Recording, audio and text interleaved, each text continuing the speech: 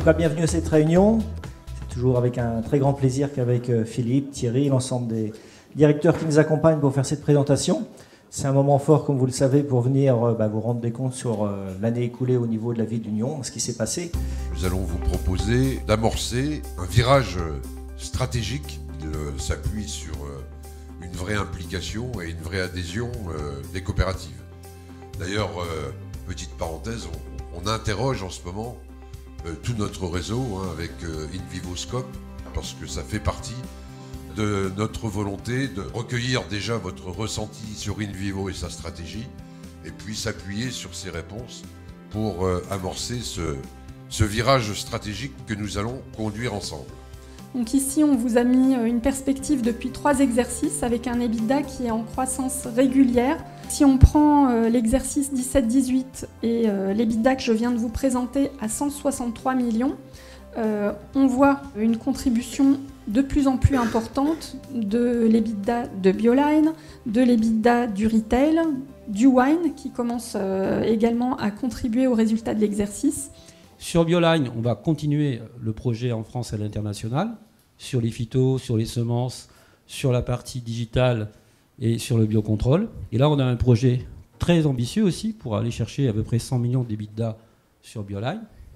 Sur le vin, bon, on est au début de l'histoire, mais quelque part, on voit qu'on commence à exister et on a un projet à 30-40 millions d'EBITDA. C'est la raison pour laquelle on va travailler beaucoup, comme l'a dit Philippe, tout au long de l'année avec le conseil et les équipes des comités de direction, pour le bien des coopératives de l'agriculture française. Et ça, c'est une vraie réflexion à mener ensemble. On a quelques idées.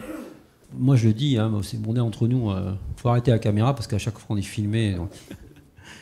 Bon. On a une filière viticole, viniviticole en France qui est extrêmement atomisée, qui est relativement peu structurée. Donc, il y a vraiment une place à prendre. Et je trouve que c'est un projet fantastique qui permet de relier la vigne au verre, ou plutôt le verre à la vigne, parce que je pense qu'il faut partir du consommateur. Il fallait arrêter d'être spectateur, mais acteur, moteur dans cette transformation digitale et accélérer. Voilà, accélérer parce que dans ce monde-là, c'est la vitesse d'exécution qui paye. Et donc, pour accélérer, Thierry m'a demandé de mettre en place un dispositif qui nous permettra d'aller plus vite. Et donc, on a décidé de créer InVivo Digital Factory, qui est une structure au sein même du groupe InVivo. Et cette structure est dimensionnée pour délivrer des projets d'envergure internationale, avec de forts potentiels de développement. D'accord ? Et elle se destine aux métiers du groupe InVivo et aux coopératives d'InVivo.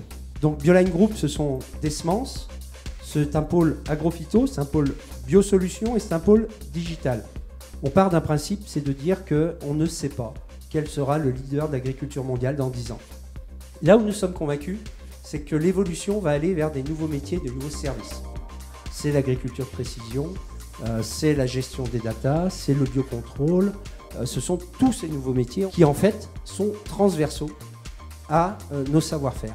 On a un objectif, c'est bien que vous puissiez proposer à vos agriculteurs une plateforme avec la meilleure expérience possible, mais en proposant votre catalogue produit, en pratiquant votre politique commerciale, en venant ajouter du contenu propre à votre zone géographique, à votre expérience, ainsi de suite.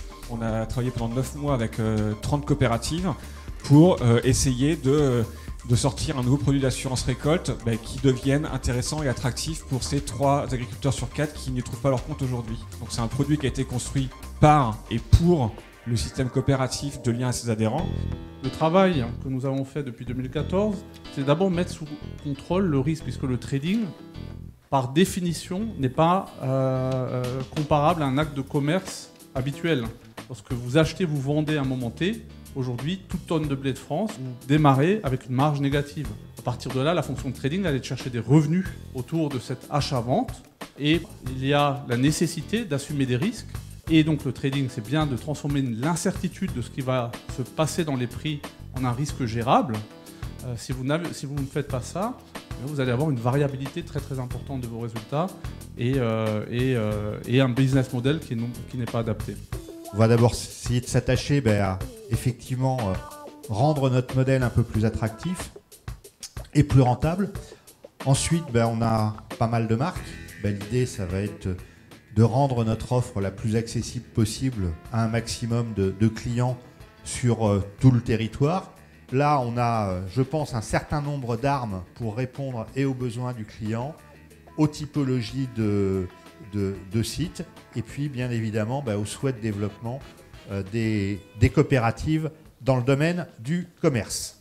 Je rappelle donc que le congrès sera marqué par la présence d'un invité exceptionnel, Ban Ki-moon, donc avec des enjeux qu'il traitera, forcément intéressants dans le contexte international que l'on connaît, que l'on traverse, qui est pas simple et qui nous concerne au plus près pour l'évolution de la plupart de nos métiers.